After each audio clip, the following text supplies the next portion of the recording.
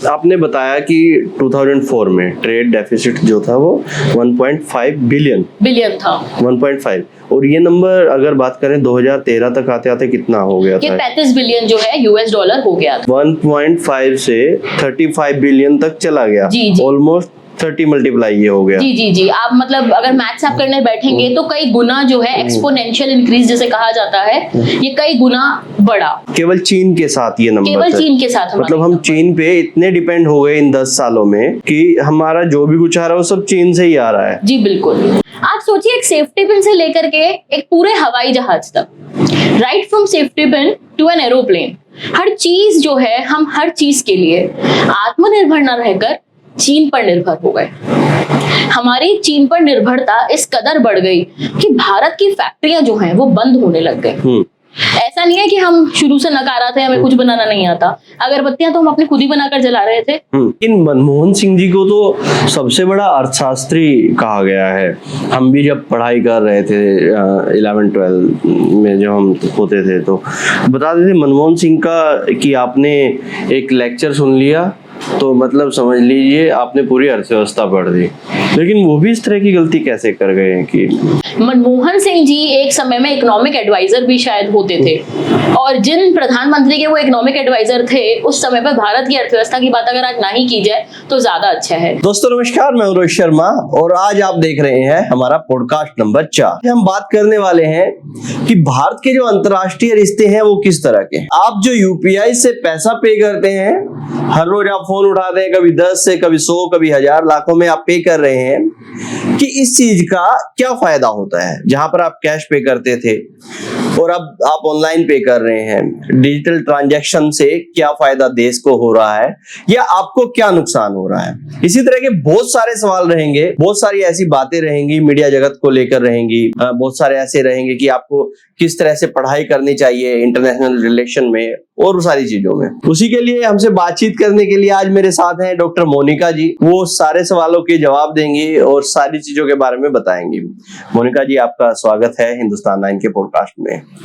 मोनिका जी आज हम जो बातचीत करने वाले हैं ये टॉपिक मैंने आपको बताया है। मैं सबसे पहले आपसे यही जानना चाहता हूं कि जो आज अंतरराष्ट्रीय रिश्ते हैं, इंटरनेशनल रिलेशन है भारत के, वो किस तरह के हैं? क्या बदलाव आया है 2014 के पहले किस तरह के थे और आज किस तरह के हैं? क्योंकि बहुत सारी बातें होती हैं कि मोदी जी बहुत घूमते हैं, हर रोज किसी ना किसी यात्रा पे रहते हैं, तो वही मैं आज जानना चाहता हूँ अंतर्राष्ट्रीय रिश्ते आज भारत के कैसे आप देखते हैं? रोहित जी सबसे पहले मेरा नमस्कार आपकी सभी ऑडियंस को, और आपको और आपकी पूरी टीम को धन्यवाद मुझे यहाँ बुलाने के लिए। और आपका जो सवाल है, जो आपने मुझसे पहला सवाल करा, अगर मैं उसका जवाब दूं तो देखिए 2014 से अगर हम पहले नजर डालें भारत के अंतर्राष्ट्रीय संबंधों पर, तो एक मैं नहीं कहूंगी कि एक छोटा बदलाव है, ये एक बहुत बड़ा बदलाव है।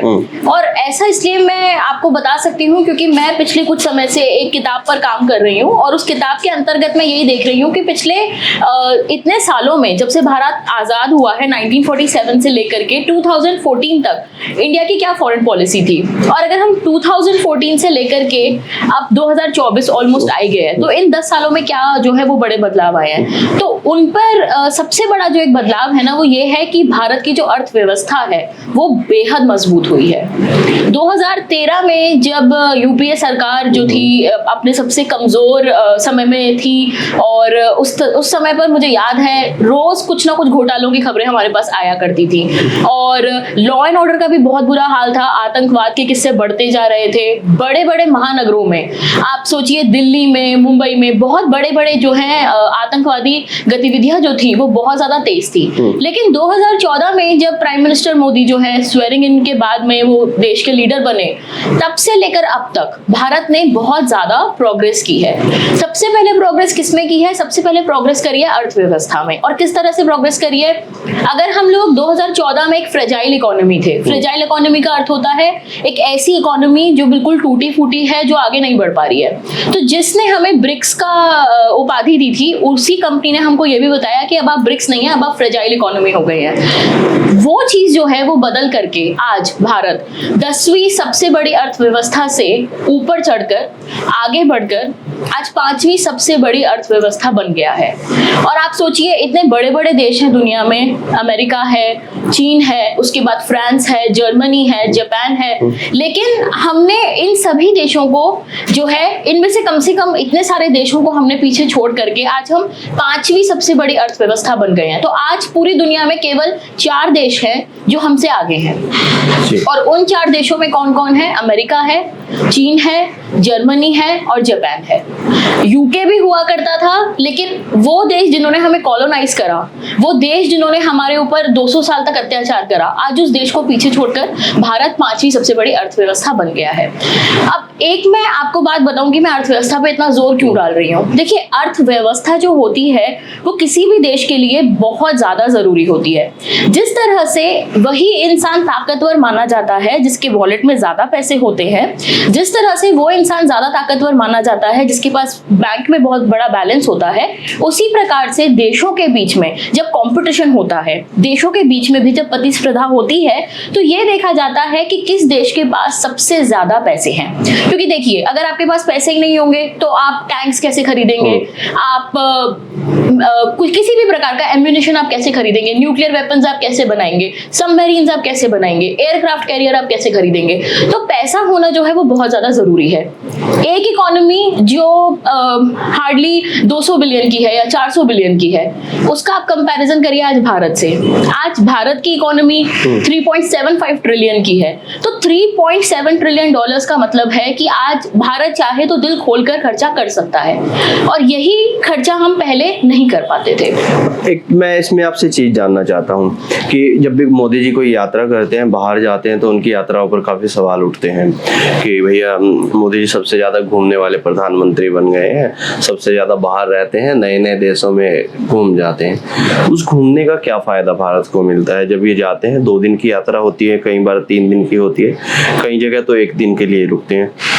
क्या बातें होती होंगी उस 1 दिन में और क्या बातें उन 2 दिन में? क्योंकि आम जो नागरिक है भारत का, वो तो नहीं समझ पाएगा। कोई अपने रिश्तेदारी में भी जाता है तो उसको 3 दिन लग जाते हैं अच्छे से बात करने में, और ये तो 2 देशों का मसला है। तो उसमें क्या फायदा होता है उन यात्राओं का, और उन क्या बातें ऐसे ही रहती है? देखिए, अक्सर रोहित जी ये सवाल मुझसे कई बार किया जाता है कि मोदी जी तो देश में रहते ही नहीं है, वो देश के प्रधानमंत्री है लेकिन वो बाहर ही घूमते रहते हैं। और ये जो इल्जाम है ये उनके ऊपर बिल्कुल उचित लगाया जाता है, क्योंकि अगर आप जवाहरलाल नेहरू जी, अगर आप इंदिरा गांधी जी, अगर आप राजीव गांधी जी, पिछले जितने प्रधानमंत्री गए हैं, अगर आप उनसे कंपेयर करें मोदी जी को, मोदी जी डेफिनेटली पूरे विश्व में सबसे ज्यादा भ्रमण करने वाले जो है प्रधानमंत्री बने हैं। लेकिन ये जो सोच है, ये जो उन पे जो इल्जाम लगाते हैं, उनको एक बहुत बड़ी लैक ऑफ अवेयरनेस है।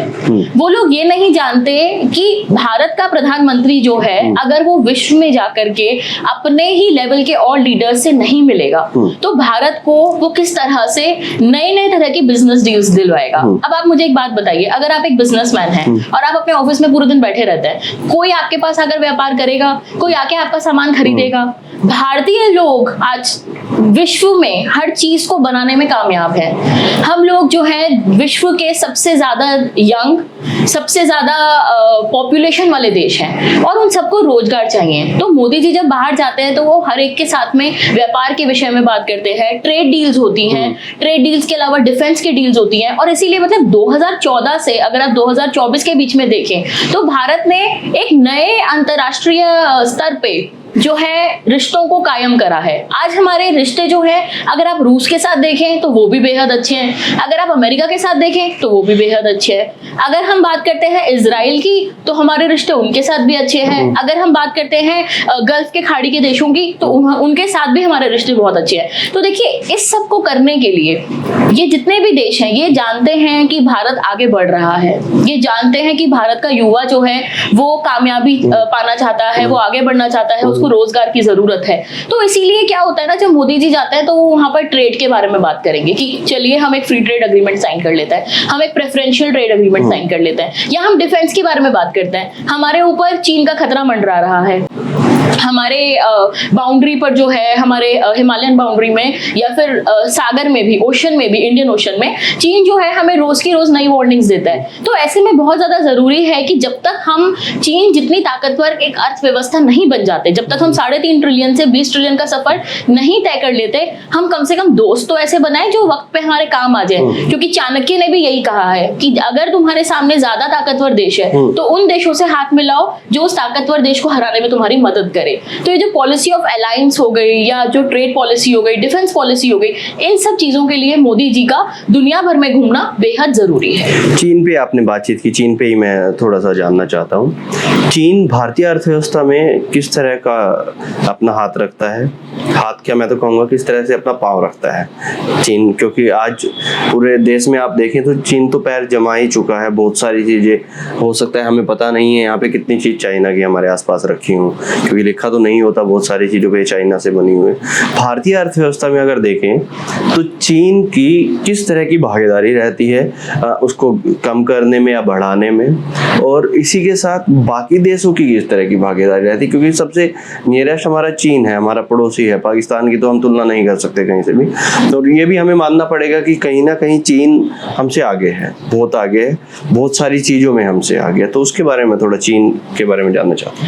रोहित जी, चीन के बारे में अगर हम बात करें तो जब एक साल होता था 1990 का, जब चीन और भारत जो है उनकी अर्थव्यवस्था बिल्कुल समान रूप से आगे बढ़ रही थी। उस समय भारत की अर्थव्यवस्था भी कुछ 220-230 बिलियन होगी और चीन की अर्थव्यवस्था भी उसके आसपास थी। लेकिन 1990 से लेकर के जब 2000 का दौर आया तो समय में एक बहुत बड़ा परिवर्तन आया, और उसका सबसे बड़ा कारण ये था कि इकोनॉमिक रिफॉर्म्स जो थे वो हमने एक तो चीन से काफी देर लगाने के बाद किए। अगर 1978 में डेंग शियाओपिंग के द्वारा चीन में रिफॉर्म्स इंट्रोड्यूस करे गए तो 1978 के दौर को पीछे छोड़ करके बहुत समय बाद, बहुत सालों बाद 1991 में इंडिया में जो है इकोनॉमिक रिफॉर्म्स आए। जब चीन ने रिफॉर्म्स हमसे पहले कर लिए तो चीन को हमसे आगे एक बढ़त मिल गई, एक एडवांटेज मिल गई। उस एडवांटेज का चीन ने बहुत अच्छे रूप से जो है इस्तेमाल किया। जब 1991 में भारत में इकोनॉमिक रिफॉर्म्स हुए तो भारत के जो प्रधानमंत्री थे पीवी नरसिम्हा राव, उन्होंने और चीन ने हाथ मिलाया, आपस में बात करी कि देखिए हमारा 1962 में एक वॉर हुआ था, लेकिन पड़ोसी देश, जैसा कि आपने कहा पड़ोसी देश, तो पड़ोसी देश हमेशा से पड़ोसी नहीं था। पहले तो मैं ये चीज भी बता दूं, वो तो जब तिब्बत को उन्होंने ऑक्यूपाई कर लिया, तिब्बत शुरू से ही अगर आप इतिहास पे नजर डालेंगे तो अपने आप में एक ऑटोनॉमस यूनिट था, अपने आप में एक देश था। इनफैक्ट ब्रिटिश जो हम पे राज करते थे उन्होंने तिब्बत के साथ में कई सारे ऐसे अग्रीमेंट साइन करे हैं जिसमें चीन का कोई हस्तक्षेप ही नहीं था, जिसमें चीन का कोई वर्चस्व ही नहीं था। लेकिन 1960 के पहले ही उन्होंने चीन के ऊपर जो है चीन ने जो है तिब्बत के ऊपर अपना कब्जा कर लिया था। तो इस वजह से देखिए पहले वो हमारे पड़ोसी बने। पड़ोसी बनने के बाद उन्होंने रिफॉर्म्स भी हमसे पहले कर लिए। जब रिफॉर्म्स उन्होंने हमसे पहले कर लिए तो उनको फिर ये चीज भी समझ में आ गई कि अब हमें भारत के साथ अपने जो रिश्ते हैं ना उनको थोड़े समय के लिए नॉर्मल कर लेना चाहिए। नॉर्मल करने का अर्थ क्या हुआ, उसको हम नॉर्मलाइजेशन ऑफ रिलेशंस भी कहते हैं आईआर में। उन्होंने क्या किया, उन्होंने हमें कहा 1962 में हमारी लड़ाई हुई, कोई बात नहीं, हम भी गलत थे, आप भी गलत है, अब इस बात को यहीं खत्म करते हैं। हमारी चीन के साथ आज भी जो बाउंड्री है वो उसको लेकर के कोई भी एक सहमति नहीं बन पाई है, क्योंकि जितनी भी बाउंड्री इंडिया ने इनहेरिट करी है वो ब्रिटिशर्स से करी है। तो वो कहते हैं जो मैकमहन लाइन है मैं उसको नहीं मानता, चीन का ऐसा रवैया है। चीन कहता है कि मैं मैकमहन लाइन को नहीं मानता और ये लाइन जो है ये मेरे साथ नहीं करा गया था अग्रीमेंट, ये अग्रीमेंट मेरे साथ गलत हुआ है, तो मैं इस लाइन को नहीं मानूंगा। इसी वजह से चीन के साथ हमारे अक्सर जो है बाउंड्री पे बहुत बार हमारी उनसे लड़ाई होती रहती है।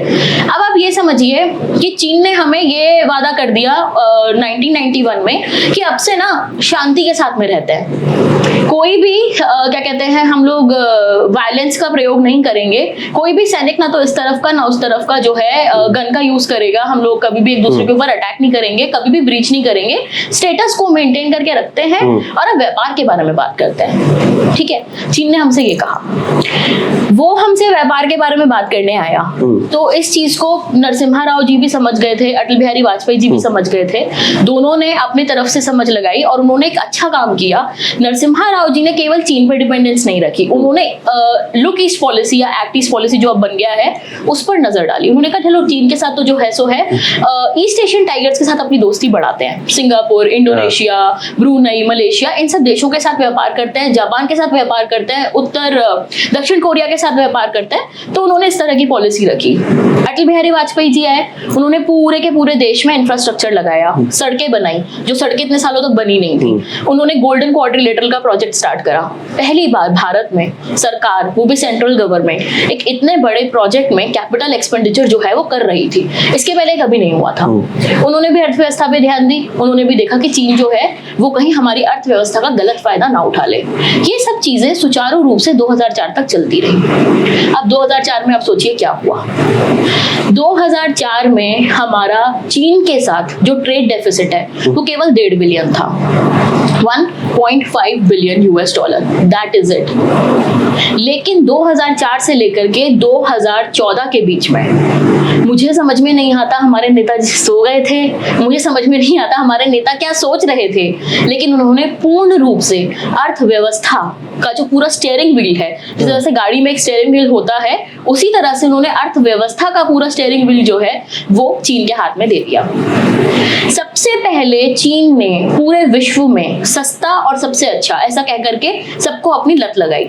जिस तरह से इंसानों को लत लग जाती है ना नशे की, ऐसे ही चीन ने नशे के तौर पर हमें सस्ता सामान बना के दिखाया कि बाहर से क्यों खरीदते हो, कहीं और से क्यों खरीदते हो। अगर आप किसी की भी बात करें, हार्डवेयर की अगर आप बात करें, तो मैं तुम्हें हार्डवेयर सबसे सस्ता बना कर दूंगा। आप गुड़ियाओं के बारे में बात करिए, बच्चों के खिलौनों के बारे में बात करिए, मैं तुम्हें सबसे सस्ता बना कर दूंगा। आप दिवाली मनाते हैं, अच्छा। दिए जलाते होंगे, अच्छा, मैं आपको इलेक्ट्रिक दिया बना कर दूंगा, तेल डालने का भी झंझट नहीं है, सबसे सस्ता। आप सोचिए एक सेफ्टी पिन से लेकर के एक पूरे हवाई जहाज तक, right from safety pin to an aeroplane, हर चीज जो है, हम हर चीज के लिए आत्मनिर्भर न रहकर चीन पर निर्भर हो गए। हमारी चीन पर निर्भरता इस कदर बढ़ गई कि भारत की फैक्ट्रियां जो हैं वो बंद होने लग गई। ऐसा नहीं है कि हम शुरू से नकारा थे, हमें कुछ बनाना नहीं आता। अगरबत्तियां तो हम अपने खुद ही बनाकर जला रहे थे, टॉयज तो हम अपने खुद ही बना लेते थे। मेलों में जाकर बच्चे लकड़ी के या मिट्टी के इस तरह के खिलौनों का उपयोग करते थे। प्लास्टिक के खिलौने भी हम खुद बना लेते थे। कितनी चीजें ऐसी थी, खासतौर पे दवाइयां। हर दवाई के अंदर ना एक एक्टिव फार्मास्यूटिकल इंग्रेडिएंट डलता है, ठीक है, API डलता है। वो API का जो रॉ मटेरियल होता है वो भारत खुद बना सकता था, वो हम खुद बना लेते थे और अच्छे से बना लेते थे। हम पूरे विश्व में फार्मेसी ऑफ द वर्ल्ड कहलाते थे। उसकी डिपेंडेंस तक हमारी चीन पर हो गई। क्यों हो गई चीन पर? क्योंकि चीन ने हमसे ज्यादा सस्ता वो बनाना शुरू कर दिया। और क्यों बना दिया? क्योंकि देखिए, चीन हमारी तरह एक डेमोक्रेसी नहीं है, चीन हमारी तरह एक खुला देश नहीं है। चीन जो है वो एक मर्केंटाइल देश है। मर्केंटाइल का मतलब ये होता है कि एक व्यापारी मानसिकता वाला देश है। हमारी मानसिकता देश वाली है, उनकी मानसिकता व्यापारी वाली थी। वो व्यापार करना जानते हैं, उनके लिए अपने पराए, दोस्त, दुश्मन कुछ मैटर नहीं करता, उनके लिए केवल व्यापार मैटर करता है। तो वो जो व्यापार वाली जो उनकी मानसिकता थी, चीन ने हमें लत डलवा दी सस्ते सामान की। यहाँ फैक्ट्रियां बंद होनी शुरू हो गई। आप सोचेंगे इस समय पे हमारे नेताओं को क्या करना चाहिए था? हमारे नेताओं को, जब हमारे व्यापारियों की डिमांड थी कि आप प्लीज इसको बंद कीजिए, आप उनके ऊपर कस्टम ड्यूटीज लगाइए, आप उन पे टैक्स बढ़ाइए, आप उनके साथ ये करिए, आप वो करिए, ये सब ना करने की बजाय, उनकी बातों को ना मानने की बजाय, हमारे नेता यहाँ तक पहुंच गए थे कि अगर वो एक रीजनल कॉम्प्रिहेंसिव इकोनॉमिक पार्टनरशिप, मतलब कि चीन और चीन के साथ कुछ और देश मिल करके एक बहुत बड़े व्यापार समझौते के बारे में बात कर रहे थे। तो भारत जो है, मनमोहन सिंह जी उस समय हमारे प्रधानमंत्री थे, भारत वो समझौता करने जा रहा था। भारत उस समझौते के विषय में सोच रहा था। उस समय ही उन्होंने बेल्ट एंड रोड इनिशिएटिव की भी शुरुआत करी थी। बेल्ट एंड रोड इनिशिएटिव क्या है? वो आपके देश में आएंगे, चीनी आपके देश में आएंगे, आपकी ही असेट्स लेंगे, आपकी ही सब प्रॉपर्टी लेंगे, आपको ही बोलेंगे कि हम आपको रोजगार देंगे। लेकिन असल में वो क्या करेंगे? असल में वो आपके देश के जो करप्ट लीडर्स हैं, जो कमजोर लीडर्स हैं, उनका फायदा उठा करके, उनकी ग्रीड का फायदा उठा करके, उनके लालच का फायदा उठा करके आपके देश में आके कोई ऐसा प्रोजेक्ट लगाएंगे जो प्रोजेक्ट फाइनेंशियली आपके लिए कभी वायबल नहीं होगा, जिस प्रोजेक्ट से कभी आपको पैसे नहीं मिलेंगे। आप पाकिस्तान का हाल देख लीजिए, आप श्रीलंका का हाल देख लीजिए, आप हम्बन टोटा में क्या हो रहा है आप वो देख लीजिए, आप पाकिस्तान में ग्वादर में क्या हो रहा है आप वो देख लीजिए। ऐसे कितने देश हैं पूरे अफ्रीका में, ऐसे कितने देश हैं पूरे एशिया में जहां पर चीन गया, चीन ने लोगों के साथ में ये बिजनेस वगैरह करे और आज चीन के कब्जे में उनके बहुत इंपॉर्टेंट सी पोर्ट हैं, उनके बहुत इंपॉर्टेंट नेवल बेसिस हैं, उनकी बहुत इंपॉर्टेंट जमीन जायदाद जो है आज चीन हड़प कर बैठा है। यही हाल भारत का भी होता अगर 2014 में सरकार नहीं बदली होती और सरकार बदलने के बाद सरकार का जो रवैया है चीन को लेकर के वो ना बदला। लेकिन मनमोहन सिंह जी को तो सबसे बड़ा अर्थशास्त्री कहा गया है। हम भी जब पढ़ाई कर रहे थे 11-12 में जब हम होते थे तो बताते थे मनमोहन सिंह का कि आपने एक लेक्चर सुन लिया तो मतलब समझ लीजिए आपने पूरी अर्थव्यवस्था पढ़ दी।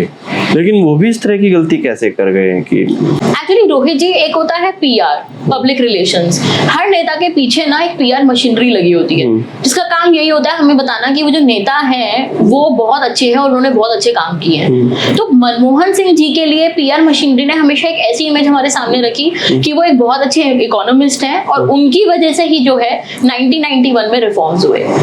और ये एक बहुत ही गलत सोच है क्योंकि रिफॉर्म्स को लेकर के जितनी भी किताबें मैंने पढ़ी हैं, जितनी भी किताबों से मेरा जो है सामना हुआ है या जितने भी आर्टिकल्स इस पे मैंने पढ़े हैं, जितनी रिसर्च मैंने इस पे पढ़ी है, मैं तो देखिए इसी नतीजे पर पहुंची हूँ कि पॉलिटिकल कैपिटल अगर उसको करने के लिए, इकोनॉमिक रिफॉर्म्स को करने के लिए अगर किसी ने खर्च करा था तो वो नरसिम्हा राव थे। एक माइनॉरिटी गवर्नमेंट होने के बावजूद भी उन्होंने पॉलिटिकली एक बहुत बड़ा मूव लिया रिफॉर्म्स का।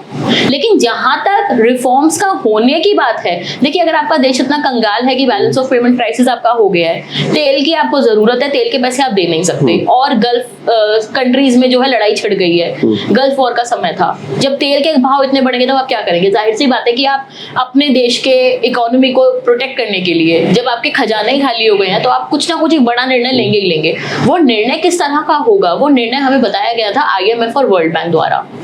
वो वॉशिंगटन कंसेंसस भी उसे कहा जाता है, कई बच्चों ने स्कूल में भी इसे पढ़ा होगा।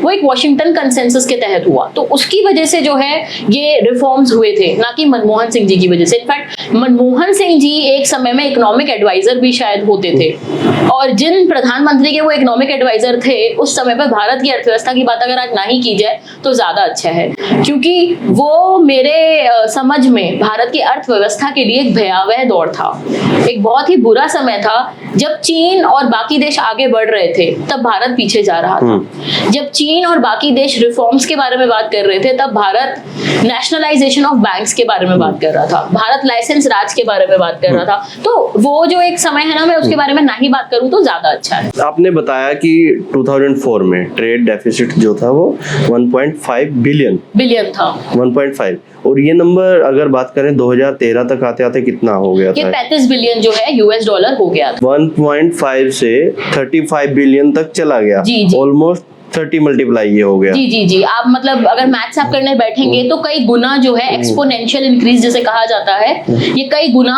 बढ़ा, 1.5 बिलियन से 35 बिलियन। ये केवल चीन के साथ ये नंबर, केवल चीन के साथ, मतलब हम चीन पे इतने डिपेंड हो गए इन 10 सालों में कि हमारा जो भी कुछ आ रहा है वो सब चीन से ही आ रहा है। जी बिल्कुल। और ये अगर भारतीय अर्थव्यवस्था के हिसाब से देखें तो ये कितना बड़ा नंबर, थोड़ा सा इसको मैं एक्सप्लेन चाहूंगा। अगर मैं आपको एक्सप्लेन करूं इस नंबर को तो आप ऐसे समझिए कि 1.5 बिलियन का ट्रेड डेफिसिट का मतलब ये है कि उस समय पे अमेरिका के साथ हमारे जो रिश्ते थे व्यापार के वो ज्यादा अच्छे थे। हमारा सबसे बड़ा जो ट्रेडिंग पार्टनर था उस समय में वो अमेरिका था, चीन नहीं था। चीन की जब बात आती है तो चीन उस समय पर केवल 1.5 बिलियन जो है हमें ज्यादा ट्रेड हमारे साथ करता था। मतलब जो सामान हम चीन को बेचते थे, चीन हमें 1.5 बिलियन ज्यादा हमें बेचता था। वही अमाउंट जो है वो आगे जाके 35 बिलियन हो गया। वो 35 बिलियन किस तरह से हो गया वो ये समझने की जरूरत है कि एक तो हमने कई सारी चीजें जो है वो अपनी ना बना करके चीन से खरीदनी शुरू कर दी। ऐसा मैंने अपने अनुभव में भी पाया है और ऐसा मैंने अपने रिसर्च में भी पाया है। मैंने कई लोगों से इस विषय में बात करी अपनी रिसर्च के लिए और मैंने ये देखा है कि पूरा भारत अपने आप को ट्रेडर समझने लग गया था। एक होता है मैन्युफैक्चरर, एक होता है ट्रेडर। मैन्युफैक्चरर जो होता है वो चीजों को बनाता है और फिर उसे आगे बेचता है, और एक होता है ट्रेडर, वो कहीं से कुछ भी जो चीज है वो खरीद लेता है और उसको फिर आगे अपना प्रॉफिट लगाकर उसमें बेच देता है। ट्रेडर मेंटालिटी जो है अगर किसी देश की है तो वो देश इन अ वे सुसाइड कमिट कर रहा है। कैसे सुसाइड कमिट कर रहा है आप बताइए? रूस इतने समय से यूक्रेन के साथ युद्ध लड़ रहा है कि नहीं लड़ रहा है? पूरी दुनिया उसके खिलाफ है, कुछ ही उसके दोस्त होंगे जो उसको सहारा दे रहे होंगे या रूस को बात कर रहे हैं या रूस से तेल खरीद रहे हैं। इसके बावजूद भी पुतिन जो है अभी तक हार नहीं मान रहे। इसके बावजूद भी आप ऐसे वीडियो तो जरूर देखेंगे कि वेस्टर्न यूरोप में बहुत ज्यादा आग लगी हुई है, तेल नहीं है, ठंड आ गई है, उनके पास गैस नहीं है, घर में इतनी ज्यादा सर्दी है, छोटे बच्चों के पास खाने के लिए नहीं है, हर तरह की समस्या आप देखेंगे। लेकिन ऐसा कुछ भी रशिया में क्यों नहीं हो रहा? ऐसा कुछ भी रूस में क्यों नहीं हो रहा है? इसका रीजन ये है कि रशिया जो है एक बहुत ही ज्यादा आत्मनिर्भर देश है।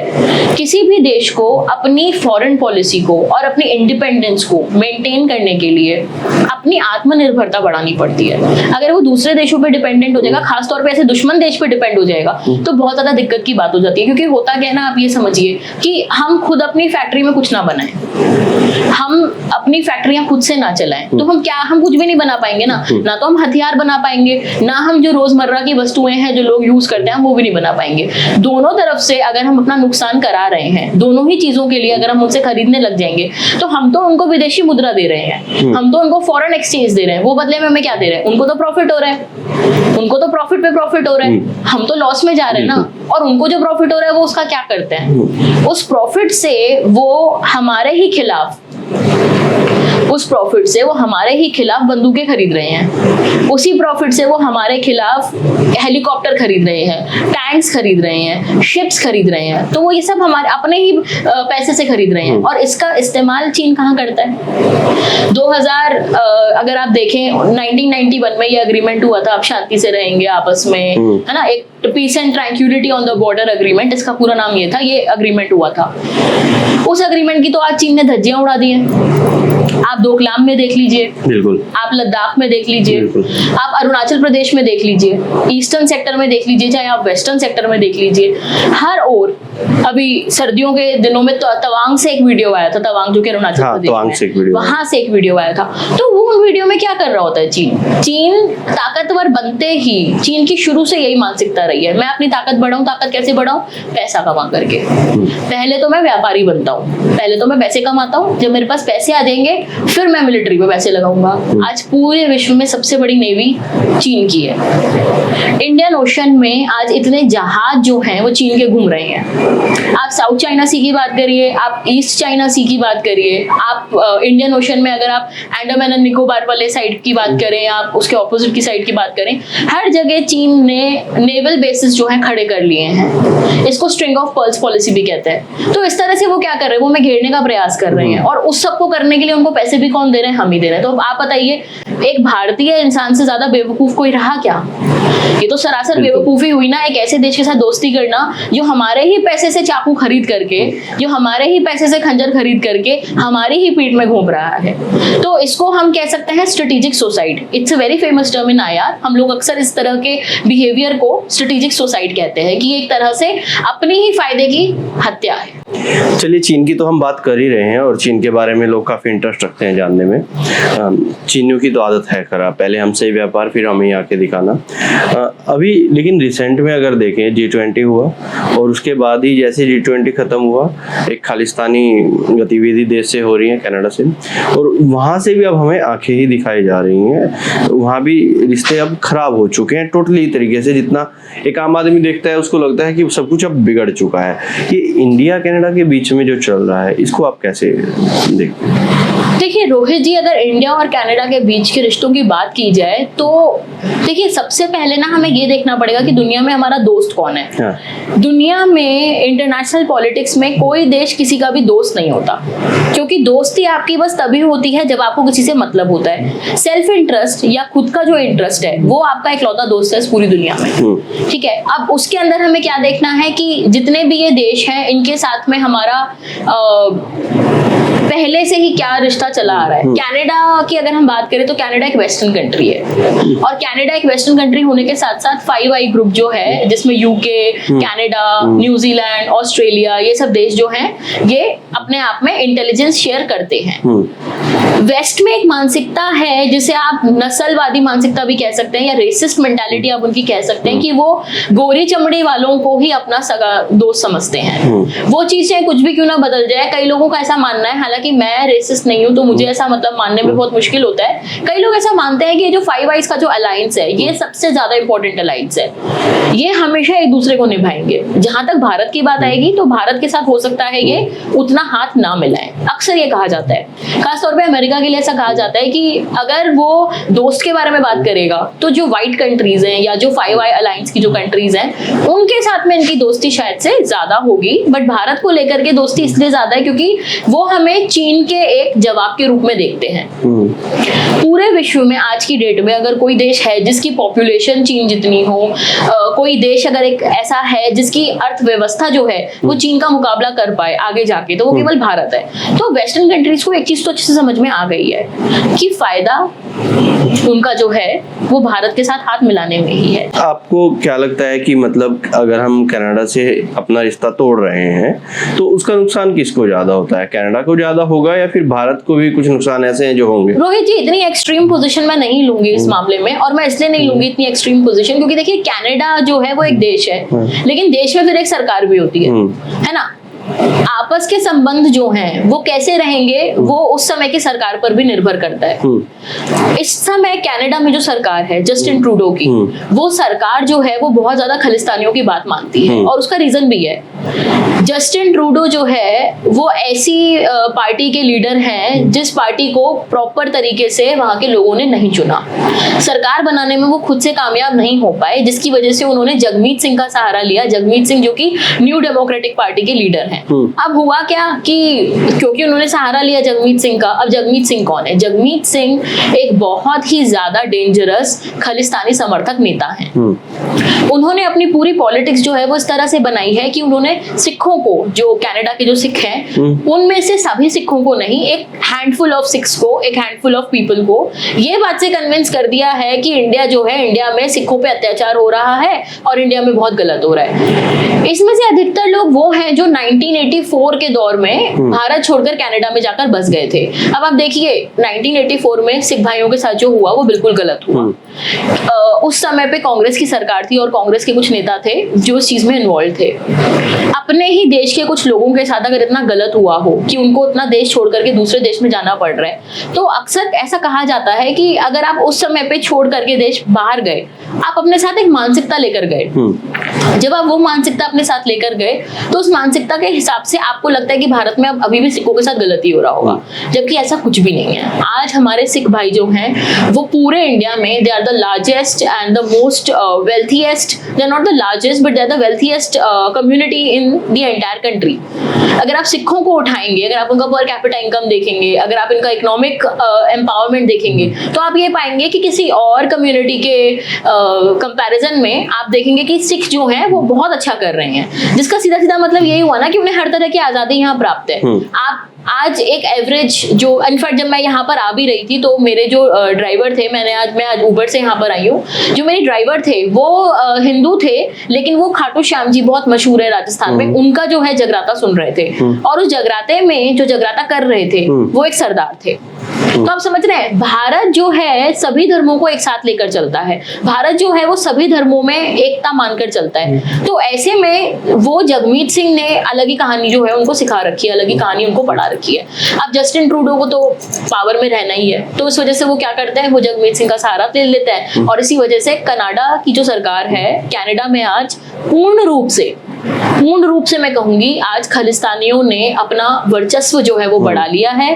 भारत के साथ रिश्ते कैसे होने चाहिए उसमें खालिस्तानी जो है वो बहुत ज्यादा हस्तक्षेप अब करने लगे हैं। लेकिन मैं फिर एक चीज बोलना चाहूंगी, सारे वेस्टर्न कंट्रीज अपनी अपनी स्ट्रैटेजी लेकर आ रहे हैं चीन को मद्देनजर रखते हुए, क्योंकि अब चीन ज्यादा ताकतवर होगा तो अब हम क्या करेंगे, सब हर वेस्टर्न कंट्री यही सोच रही है, चाहे ऑस्ट्रेलिया हो, चाहे न्यूजीलैंड हो, चाहे यूनाइटेड स्टेट्स हो, यूके हो, कनाडा हो, सभी देशों के आगे यही सही प्रश्न है। सबने अपनी अपनी इंडो पैसिफिक एक स्ट्रैटेजी बनाई है और उस इंडो पैसिफिक स्ट्रैटेजी में सभी देशों ने भारत को सबसे आगे रखा है। एक अहम रोल भारत को दिया है। एक अहम रोल भारत को दिया है और भारत को ये भी कहा है कि आपको आगे बढ़ने के लिए, आपको ताकतवर बनने के लिए हम हर तरह से सहारा देंगे। तो अब हमें ये चीज समझने की बहुत ज्यादा जरूरत है कि जब वो भारत की इतनी इज्जत करते हैं, भारत को इतना जरूरी समझते हैं और भारत को इतना ताकतवर भी मानते हैं, तो जस्टिन ट्रूडो को इस तरह से व्यवहार नहीं करना चाहिए। हमारे विदेश मंत्री, हमारे प्रधानमंत्री, हमारे लीडर्स उनको बार बार कहते आए हैं कि हमारे डिप्लोमैट्स के ऊपर, भारत के राजनयिकों के ऊपर इतना ज्यादा अटैक हो रहा है, उसका कुछ कीजिए। आप उस चीज को थोड़ा सा सीरियसली लीजिए। आज भी जब मैं यहाँ आ रही थी तो मैंने देखा ग्लासगो में, यूके में, जो इंडिया के हाई कमिश्नर है यूके में, विक्रम दोराईस्वामी, उनके ऊपर अटैक हुआ। वो ग्लासगो में गुरुद्वारे में जाना चाहते थे और वहां पर खालिस्तानियों ने उनको गाड़ी से बाहर ही नहीं निकलने दिया। तो इस तरह की घटनाएं जो है वो अच्छी घटनाएं नहीं है। जस्टिन ट्रूडो पूरा देश चला रहे हैं, वो केवल खालिस्तानियों को नहीं चला रहे हैं। खालिस्तानी कनाडा में बहुत ही छोटी पॉपुलेशन है, बहुत ही कम है संख्या में। समय आ गया है उनको अच्छे से प्यार से पीछे बिठाकर समझाओ। अगर वो प्यार से नहीं मान रहे हैं, क्योंकि मुझे लगता नहीं वो प्यार से मानेंगे, तो उनके साथ में कड़ा रवैया अपनाया जाए। भारत के ऊपर उंगली उठाने से पहले वहां जो उन्होंने गैंग वॉर्स को संरक्षण दे रखा है, पंजाब से भागे हुए क्रिमिनल्स को संरक्षण दे रखा है, नार्को टेररिज्म का जो पूरा एक कनाडा अड्डा बनता जा रहा है, उसके ऊपर कदम उठाओ। मुनकिर, मैं और एक चीज आपसे जानना चाहता हूँ। G20 जैसे जो सम्मेलन होते हैं, G20 को एक त्योहार की तरह भारत में मनाया गया। दिल्ली बंद था, उसके बाद लोग जो बाद भी बहुत सारे लोग ऐसे घरों से अपने देख रहे थे और खुश नजर आ रहे थे G20 को लेकर। विपक्ष तो देखिए हर देश में होता है और हर तरह की चीजों में नेगेटिव चीजें ढूंढ लेता है, हर जगह यही काम होता है। उस पर हम इतनी बातचीत पॉलिटिकल नहीं करना चाहेंगे। ये G20 जैसे जो सम्मेलन होते हैं, बड़े बड़े देश आते हैं, इसका सीधा सीधा सा फायदा एक आम आदमी को क्या होता है? जब भी ग्राउंड पे हम लोगों से बातचीत करने जाते हैं, वो कहते हैं G20 का हमें क्या फायदा हुआ? आए हैं, ठीक है, 20 देशों के प्रतिनिधि आए हैं या उनके जो सर्वोच्च नागरिक हैं, जो सबसे पहले नागरिक है, राष्ट्रपति हैं, प्रधानमंत्री, वो आए हैं। तो एक जो कहीं पे फर्नीचर का काम कर रहा है, कोई कूली है, कोई पंचर लगा रहा है, या फिर और बहुत सारे कोई सब्जी बेचने वाला है, ठेले, इन लोगों को इस तरह के सम्मेलन से क्या फायदा होता है? रोहित जी देखिए, सबसे पहले तो जब इस तरह का कोई भी आयोजन होता है तो उस आयोजन में एक बहुत बड़ी इकोनॉमी जनरेट होती है और उस इकोनॉमी में जो है जितने भी लोग पार्टिसिपेट करते हैं उन सभी को फायदा होता है। होटल की इकोनॉमी को फायदा हुआ होगा। इतने सारे, उस समय मैं याद कर रही हूँ, उन दिनों में आज तक के स्टूडियो जा रही थी तो मैंने रास्ते में देखा कि सड़क भले ही पूरी खाली हो, लेकिन अगर आप देखें तो कैब वालों के पास फिर भी काम था। जिन लोगों को जरूरी काम है वो तो सड़क पर आ ही रहे थे। होटल सारे बुक थे। जितने भी मित्र उस समय दिल्ली आना चाहते थे या भेंट करना चाहते थे, वो यही बता रहे थे कि होटल्स तो सारे बुक्ड है। होटल में इतना स्टाफ काम करता है, लाइट की इतनी व्यवस्था की गई, रेस्टोरेंट से इतना ज्यादा खाना ऑर्डर करा गया। वो तो देखिए एक बहुत मतलब छोटी एक बात है। बड़े रूप में G20 एक पहली ऐसी इवेंट नहीं है जो भारत में हुई है। इसके पहले भी बहुत बड़े बड़े अंतरराष्ट्रीय सम्मेलन जो हैं वो इंडिया में हो चुके हैं। इनफैक्ट अगर मैं याद करूं तो मैं तो तब पैदा भी नहीं हुई थी, मगर सबसे पहला अंतरराष्ट्रीय सम्मेलन जो भारत में हुआ था आजाद भारत में, वो शायद से एशियन रिलेशंस कॉन्फ्रेंस था। और शायद तब तक मैं उसकी डेट को लेके कंफ्यूज हूँ, बट वो साल जो था वो 1947 था। तब एशियन रिलेशंस कॉन्फ्रेंस जो थी भारत ने ऑर्गेनाइज करी थी, उसमें भी इतने बड़े बड़े कद्दावर नेता जो है पूरे विश्व से आए थे।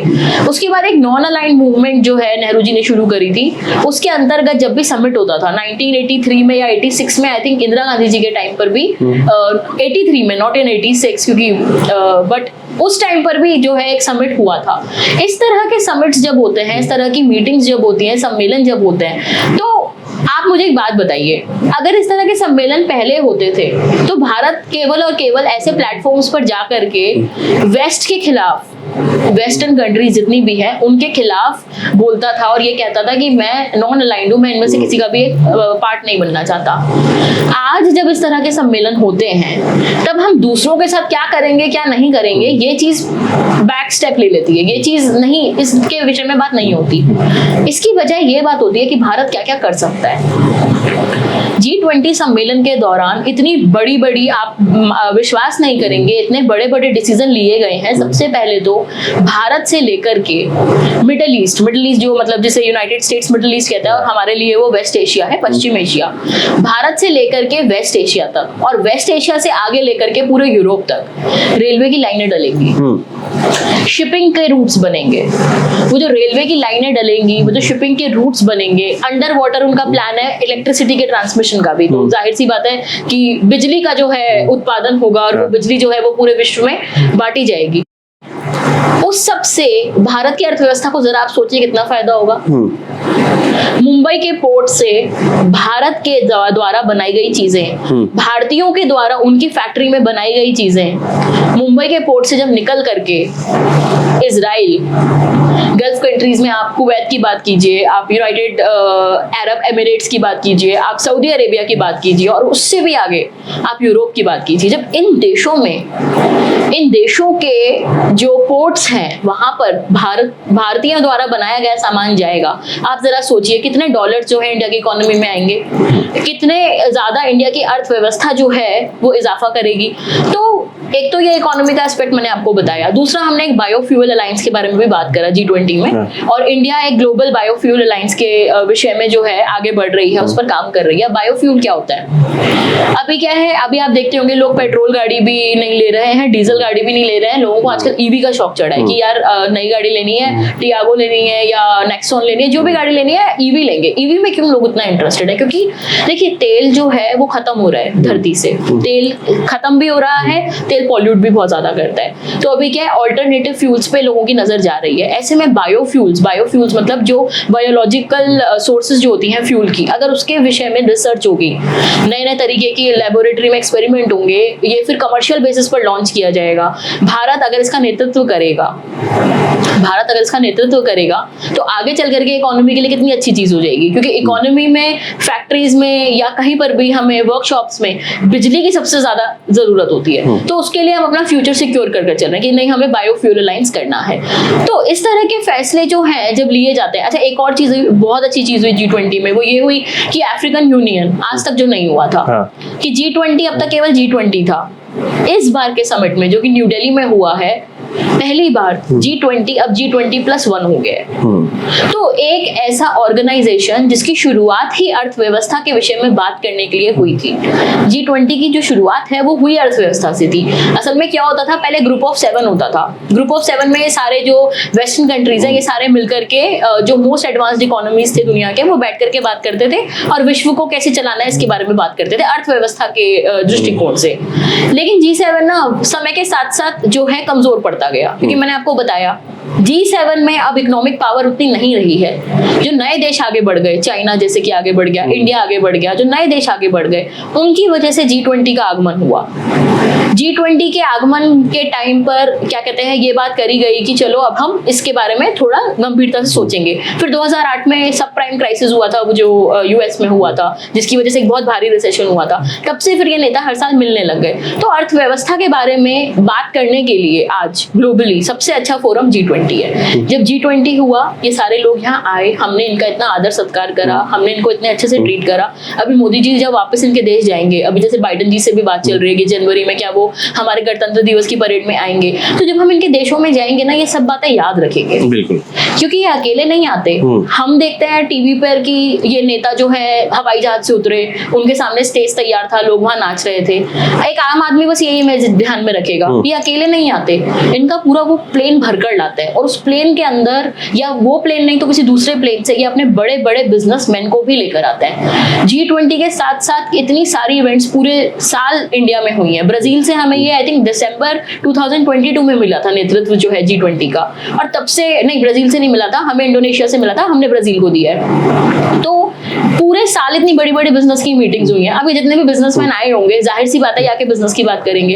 ये सोचेंगे भारत में कारोबार कहाँ लगाएं, ये सोचेंगे भारत में क्या बनाएं, उससे हमें रोजगार मिलेगा। तो आई होप रोहित जी अब आप समझ गए होंगे कि G20 का होना हमारी अर्थव्यवस्था के लिए एक कितना बड़ा वरदान साबित होगा। सीधे शब्दों में कहें तो अगर कोई भारत में कुम्हार अपने मिट्टी से कोई बर्तन बना रहा है, अब वो कहीं तक भी जा सकेंगे। जी बिल्कुल। अगर कोई सहारनपुर में बैठा फर्नीचर का काम कर रहा है, तो भारत की लकड़ी से बना हुआ वो फर्नीचर अब इजी हो जाएगा बाहर जाने के लिए। और जो ग्रास रूट पे, ग्राउंड पे जो है छोटे आदमी हैं जो हाथ से अपना सामान बना रहे हैं, वो चीन जैसे अब अपना भेज रहा था, वैसे ही भारत अब बाहर तक भेज पाएगा जो भी मैन्युफैक्चरिंग भारत में होगी। तो ये फायदा एक गरीब आदमी तक पहुंचेगा। अब मैं थोड़ा सा जानना चाहूँगा, जो डिजिटल लेन देन है, यूपीआई है, यूपीआई एक बहुत बड़ा, मतलब मैं अपना देखूं तो जितना मैंने पढ़ाई की है, एक बहुत बड़ी बात यूपीआई है। बिना कैश के हम महीनों भर घूमते रहते हैं, जेब में कैश नहीं रखते हैं। अब आदत हो गई है, फ़ोन निकाला, स्कैन किया, क्योंकि भारत में तो एक मीम भी मैं पढ़ रहा था कि पाकिस्तान से कोई भारत में आया और उसने देखा कि कोई यहाँ पे आके कहीं पे पूड़ी खा रहा है और लोग खा रहे हैं और जा रहे हैं, खा रहे हैं और जा रहे हैं, तो उसने देखा पैसे तो कोई दे ही नहीं रहा है, तो वो भी खा के जाने लगा। तो उसने पकड़ लिया, भाई क्यों जा रहा है, कि सब जा रहे हैं तो मैं भी जा रहा हूँ। तो उसने उसको बताया कि सब यहाँ पे पैसे पे करके जा रहे हैं, फ़ोन से स्कैन कर रहे हैं और दे रहे हैं। तो उसको ये बहुत बड़ा लगा था, और ऐसे ही कोई भी देख रहा था पहली बार कि ये संभव है या नहीं है। आप ऐसे ही अपने फ़ोन का कैमरा निकालेंगे और स्कैन कर लेंगे और अब आपका पेमेंट आपके अकाउंट से कट जाएगा। ये कितना बड़ा भारत की अर्थव्यवस्था में यूपीआई भागीदार रहने वाला है, या अब तक रहा है। या फिर मैं जानना चाहूँगा कि कई बार आज भी लोग डरते हैं, अगर कोई ठेले वाला है, उसको लगता है यार पैसे मैं अपने अकाउंट में लूँगा, कोई मुश्किल तो नहीं हो जाएगी, मुझे कोई इनकम टैक्स वाला नोटिस नहीं भेज देगा। तो इसके क्या फायदे नुकसान? यूपीआई जो है उसने एक बहुत बड़ा फायदा भारत का इस तरह से किया है कि हमारी जो पूरी की पूरी इकोनॉमी है वो ऑर्गेनाइज सेक्टर में आ गई है। इकोनॉमी जब ऑर्गेनाइज सेक्टर में आ जाती है तो उसके बहुत सारे फायदे होते हैं। एक तो हम इसके बेसिस पे डेटा कलेक्ट कर सकते हैं और उस पर रिसर्च कर सकते हैं। एक बंदा जिसको यही नहीं पता था कि महीने भर में वो कितने रुपए की सेल कर लेता है, आज छोटे से छोटा व्यापारी भी अपने बारे में ये चीज जानता है कि मैंने इतने रुपए की सेल करी। एक तो ये सबसे अच्छी चीज है। दूसरा क्या है ना कि हम अक्सर ये भूल जाते हैं कि यूपीआई के पहले जब हम नोटों का इस्तेमाल करते थे तो नोट जो होता था फिजिकल मनी में प्रिंट करने के लिए, उसकी मेंटेनेंस के लिए, उसके रिप्लेसमेंट के लिए, क्योंकि एक नोट जो है, मैं आज आपको 10 रुपए का नोट दूं तो 10 साल बाद वो 10 रुपए का नोट वैसा नहीं दिखेगा जैसा कि मैंने आपको दिया था। जितना ज्यादा वो मतलब सर्कुलेशन में आएगा, करेंसी जितनी बार एक्सचेंज होगी उतना बार उसका जो है रूप जो है वो बदल जाएगा। इस चीज में भारत में आरबीआई जो है करेंसी इशू करता है, इस चीज में आरबीआई इतना ज्यादा खर्चा करता था नोट छापने के लिए। सबसे पहले तो आप नोट छापिए, फिर नोट छापने के बाद आप उसमें इंक का प्रयोग कीजिए, आप पेपर का प्रयोग कीजिए। पेड़ भी कटते थे, पेड़ फिर वो एक अलग तरह की समस्या है पर्यावरण के लिए। फिर वो नोट जो छप गए हैं उनको आप एटीएम तक या बैंक तक पहुंचाइए। फिर बैंक में भी क्लर्क जो है, जो कैशियर होता था, वो हमेशा इरिटेटेड रहता था। खासतौर पे अगर ब्रांच आपकी चांदनी चौक की हो गई या किसी ऐसी जगह की हो गई जहाँ बहुत व्यापारी हैं, तो सुबह से लेकर शाम तक वो बेचारा हर समय वो जो कैशियर जो होता था वो इरिटेटेड मूड में ही रहता था कि यार फिर आ गए कैश लेने के लिए, या तो जमा कराने आए होंगे या लेने आए होंगे।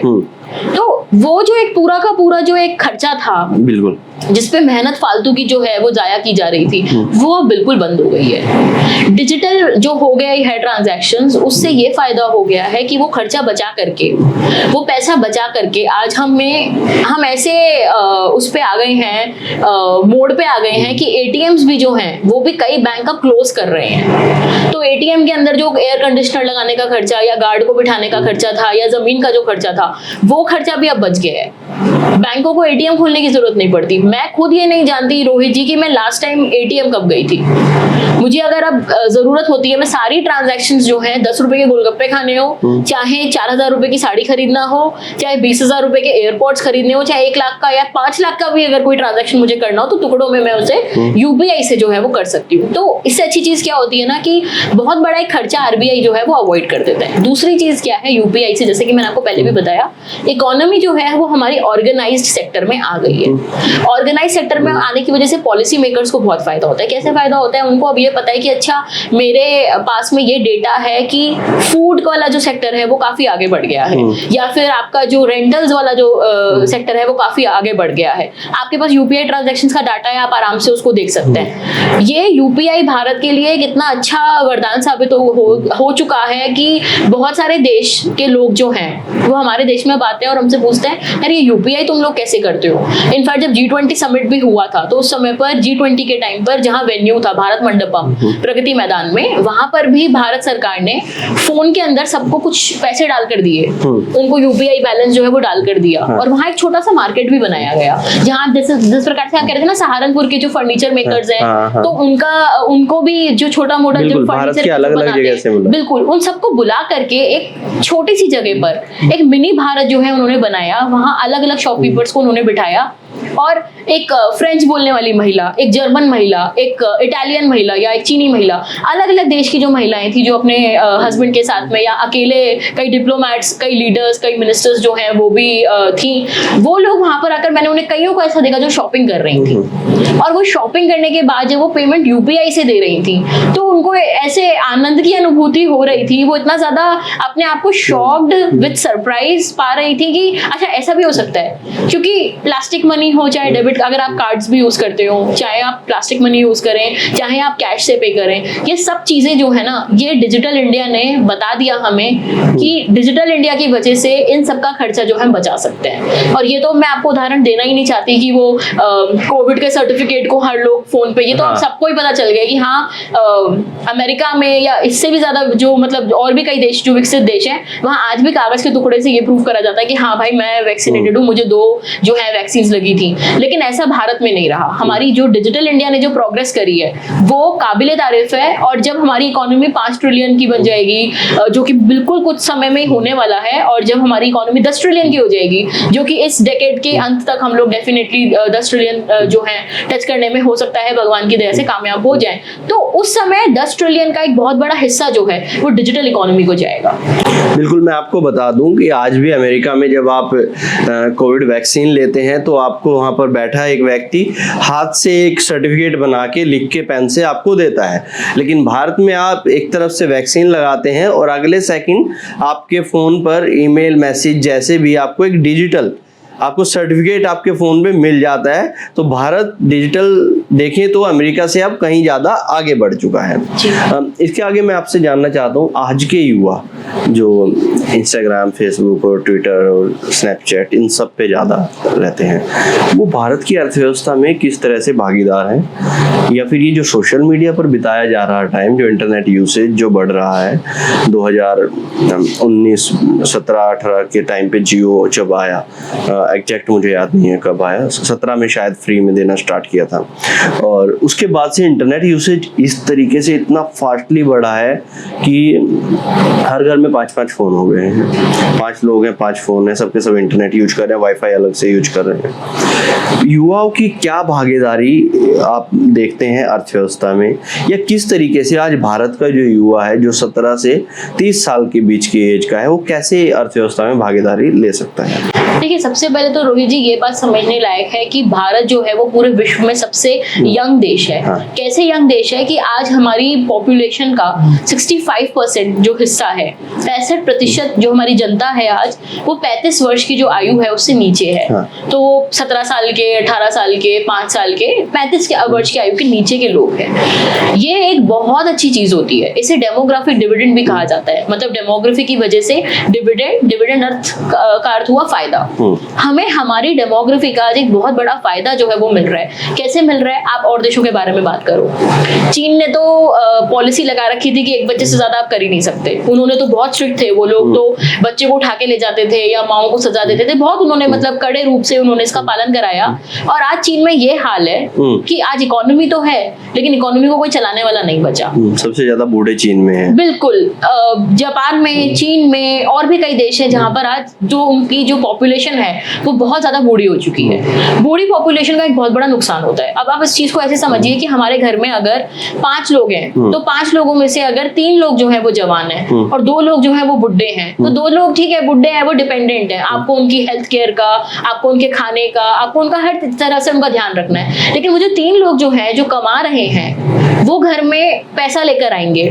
जब वो पैसा लेकर आने वाले लोग जो हैं वो ज्यादा होते हैं और डिपेंडेंट जो है वो कम होते हैं, तो इकोनॉमी में इन्वेस्टमेंट का, कैपिटल जनरेशन का, सेविंग्स का एक बहुत बड़ा जो है एक रोल जो है वो प्ले हो सकता है। आप देखिए भारत में आज हर कोई पैसा लगाना चाहता है। कभी हमने सोचा क्यों आज भारत में जारा का शोरूम पे आप जाइए, मुझे आज तक कभी जारा का शोरूम खाली नहीं मिला। आप आल्डो के शोरूम पे जाइए, मुझे कभी वो खाली नहीं मिला। आप इनफैक्ट छोटे ब्रांड्स के बारे में भी अगर हम बात करें, अब ये रिटेल चेन्स इतनी सारी खुल गई हैं, जैसे ज़ूडियो हो गया या आपका शॉपर स्टॉप हो गया, ये सब आप आज के डेट में वीकेंड है, सैटरडे है, आप दिल्ली एनसीआर के किसी भी मॉल में चले जाइए, भीड़ ही भीड़ आपको मिलेगी, भरा मिलता है।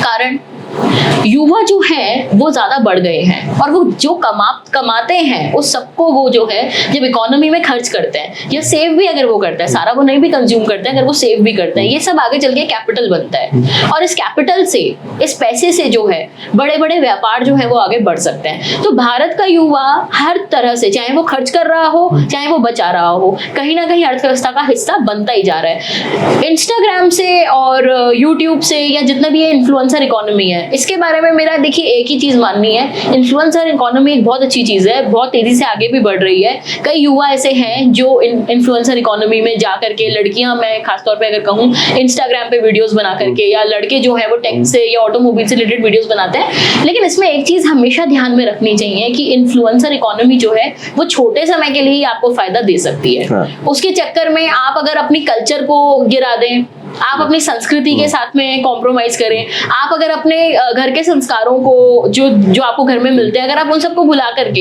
एक अंधी दौड़ में अगर आप दौड़ पड़े कि बस अब तो मुझे जो है मेरा इंस्टा का रेवेन्यू इतना हो जाना चाहिए या मेरा यूट्यूब से रेवेन्यू, वो चीज जो है वो गलत है। इन्फ्लुएंसर बहुत ज्यादा जरूरी है और इन्फ्लुएंसर्स का काम होता है हमारी इन्फॉर्मेशन को बढ़ाना। इन्फ्लुएंसर मतलब वो हमें इन्फ्लुएंस करते हैं। अगर आज मुझे फोन खरीदना है तो मैं इंस्टा पे वीडियो देखकर डिसाइड करूंगी कि आईफोन 15 खरीदना चाहिए या वेट करूं, एक साल वेट कर लेना चाहिए, मे बी अगले साल ज्यादा अच्छा मॉडल लॉन्च हो।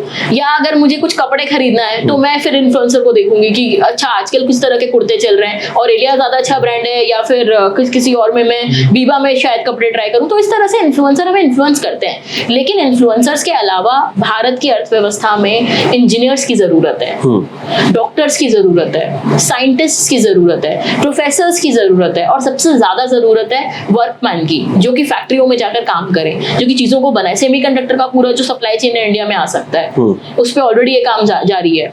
इंडिया में और भी चीजों का मैन्युफैक्चरिंग जो है वो शुरू होने वाली है। तो बच्चों को ये नहीं कि सब आजकल पड़ोस की दीदी भी और घर में वो कजिन भी, इस तरह की सोच ना रख करके पढ़ाई पे भी ध्यान देना चाहिए, पढ़ाई में भी समय लगाना चाहिए। जिसका पढ़ाई में इंटरेस्ट है वो पढ़ाई में इंटरेस्ट दिखाए, जिसका इन्फ्लुएंसिंग में इंटरेस्ट है वो इन्फ्लुएंसिंग में इंटरेस्ट दिखाए। लेकिन कोई किसी से भी ज्यादा या कम नहीं है। ये नहीं है कि अगर आप ट्विटर पे पॉपुलर हो या इंस्टा पे पॉपुलर हो तो आप बाकी का सब काम भूल जाओ, सारे काम करो।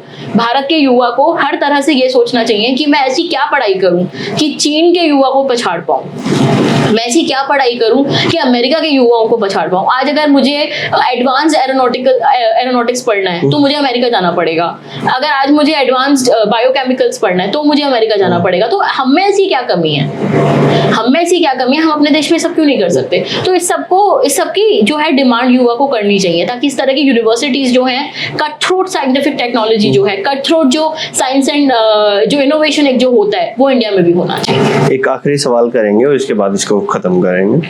आप इंटरनेशनल रिलेशन में आपने स्टडी की है, ये इंटरनेशनल रिलेशन स्टडी के बिहाफ पे अगर देखें तो क्या होता है, और आज के युवा जो है वो इंटरनेशनल रिलेशन में अगर स्टडी करना चाहते हैं तो उसमें क्या स्कोप है, किस तरह से वो अपना फ्यूचर इसमें देख सकते हैं? इंटरनेशनल रिलेशंस का सीधा सीधा जो मतलब हुआ वो हुआ अंतरराष्ट्रीय संबंध। हाँ। हमारे भारत में हम एक ऐसे विश्व में रहते हैं जहां 190 जो है देश हैं, और ग्लोबलाइजेशन के इस दौर में हर देश के साथ हमारा जो है रिश्ता या तो अच्छा होगा या बुरा होगा, या बहुत बुरा होगा या बहुत अच्छा होगा। इस तरह से रिश्तों को हम जो है ग्रेड कर सकते हैं। उन रिश्तों में व्यापार से जुड़े रिश्ते होते हैं कि कोई देश हमारे लिए व्यापार के लिए बहुत इंपॉर्टेंट है, कोई देश हमारे लिए डिफेंस के लिए बहुत इंपॉर्टेंट है, कोई देश हमें बहुत ज्यादा जॉब मार्केट की लिहाज से इंपॉर्टेंट, जैसे गल्फ कंट्रीज में हमारे युवाओं को रोजगार मिल जाता है, केरला से खास तौर पे। तो पूरे विश्व में हर देश हमारे लिए बहुत ज्यादा जरूरी है। भारत के इंटरेस्ट को, नेशनल इंटरेस्ट को आगे बढ़ाने के लिए बहुत ज्यादा जरूरी है कि हमें अंतरराष्ट्रीय लेवल पे किस देश के साथ में कैसा रिश्ता रखना चाहिए। तो इसके लिए युवाओं को जो है, अगर वो इस तरह से पढ़ाई करते हैं, अगर उनकी रुचि है इस चीज में कि किन देशों में लड़ाइयां हो रही हैं, लड़ाइयों के कारण क्या है, लड़ाई कैसे बंद कराई जा सकती है, वॉर खास तौर पर, और अगर पीस के बारे में बात करें तो किन देशों में लड़ाई है लेकिन अगर दोस्ती हो जाए तो शायद ज्यादा फायदा रहेगा। जैसे भारत और बांग्लादेश के रिश्ते सुधर गए हैं और बहुत ज्यादा हम इस चीज का फायदा उठा पा रहे हैं, या भारत म्यांमार के रिश्ते जो हमारे मतलब करीबी हैं, जो पड़ोसी देश हैं, उनमें कईयों के साथ हमारे रिश्ते बहुत इंप्रूव हुए हैं। नेपाल, श्रीलंका, या और भी अगर हम बड़े लेवल पे जाएं तो भारत का वेस्ट एशिया में क्या पॉलिसी होना चाहिए, सेंट्रल एशिया में में क्या पॉलिसी होना चाहिए, ये किर्गिस्तान, कजाकिस्तान, उज्बेकिस्तान जो जितने भी देश हैं, या साउथ ईस्ट एशिया में हमारे क्या रिलेशन होने चाहिए, इन सब से रिलेटेड पढ़ाई जो है वो भारत में बहुत सारे विश्वविद्यालयों में कराई जाती है। और सबसे ज्यादा पुराना जो इंडिया में है इसकी पढ़ाई जहाँ कराई जाती है वो है जवाहरलाल नेहरू यूनिवर्सिटी, और उसके अलावा एक जादवपुर विश्वविद्यालय है जो कि कलकत्ता में है। और मैं हूँ साउथ एशियन यूनिवर्सिटी से, जो 2011 में उन्होंने अपना पहला बैच शुरू करा था, और मैं उनके पहले बैच की स्टूडेंट रही हूँ। तो मेरे सामने ही जो है साउथ एशियन यूनिवर्सिटी में आईआर का डिपार्टमेंट बना था। सभी प्रोफेसर जो हैं वहाँ नए नए आए थे और उन्होंने सभी ने मुझे पढ़ाया, और मैं बहुत लकी हूँ, मैं बहुत ज़्यादा फॉर्चुनेट हूँ कि मुझे साउथ एशियन यूनिवर्सिटी में एडमिशन मिला, और मैंने वहाँ से ही अपना पोस्ट ग्रेजुएशन करा। फिर उसके बाद मैंने पीएचडी भी वहीं से ही की है। तो वो 10 साल मैंने वहाँ करीब बिताए हैं अपने पढ़ाई के लिए। तो उसमें मैं यही चीज़ बोलूँगी कि अगर आप इस तरह की पढ़ाई करते हैं तो आप एक स्पेशलिस्ट बनेंगे। अगर आप पॉलिटिकल साइंस पढ़ेंगे तो आप हर चीज़ पढ़ेंगे, फिर पुरानी जितनी भी कहानी है।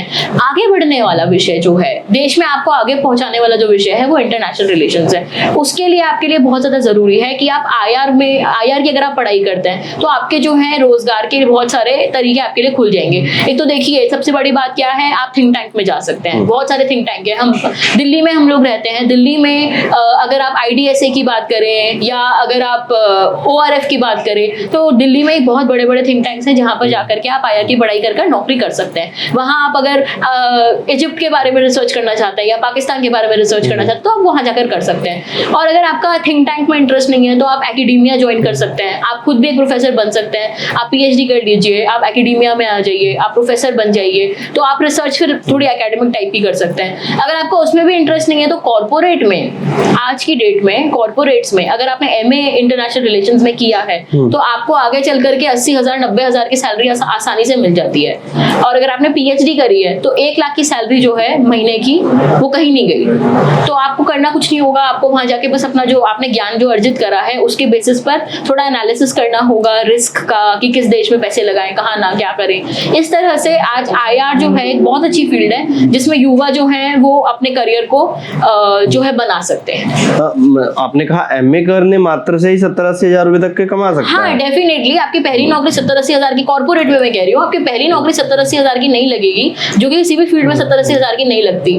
लेकिन जाहिर सी बात है अगर आपकी पहली 40-50 की लगेगी, आप अपनी मेहनत से, आप अपनी नॉलेज से, मैंने कई लोगों को उसमें आगे बढ़ते हुए देखा है। बहुत सारी है, पिंकरटन है और ये ट्रैवल सिक्योरिटी एनालिसिस वाली, गुड़गांव में इतनी कंपनियां हैं, नोएडा में इतनी कंपनियां हैं, बैंगलोर में इतनी कंपनियां हैं। आप कहीं पर भी जाकर के जो है ये काम कर सकते हैं और वहां आप अपनी नॉलेज का, अगर आपको इंटरेस्ट है, देखिए इंटरेस्ट, नॉलेज और मेहनत, ये 3 चीजें ऐसी हैं, इनका कॉम्बिनेशन जिंदगी में आपको कभी नहीं हराएगा। तो अगर आप इनका कॉम्बिनेशन लेकर के जाएंगे तो आप अपनी सैलरी 70-80 तो आप फिर भी कम ही बोल रहे हैं, आप 1-1.5 लाख तक भी पहुंच सकते हैं। मीडिया भी, मैं बताना भूल गई, मीडिया भी एक बहुत अच्छा ऑप्शन है। आजकल IR में लोगों की रुचि बहुत बढ़ गई है। जब से G20 हुआ है, हर एक को पता करना है कि यार ये G20 क्यों हुआ। आपने भी मुझसे इतने सारे सवाल करे, तो इन सब में क्या है, लोगों को आजकल जानने की जो क्यूरियोसिटी है वो बढ़ गई है। तो मीडिया में भी एक बहुत अच्छा फ्यूचर आप देख सकते हैं। आप एंकर बन सकते हैं, जियो पॉलिटिक्स पे आप शो होस्ट कर सकते हैं, आप जर्नलिस्ट बन सकते हैं, आप लिख सकते हैं, आप किताब लिख सकते हैं, बहुत सारी चीजें हैं जो आप जो है इन सब चीजों से रिलेटेड आप कर सकते हैं। जी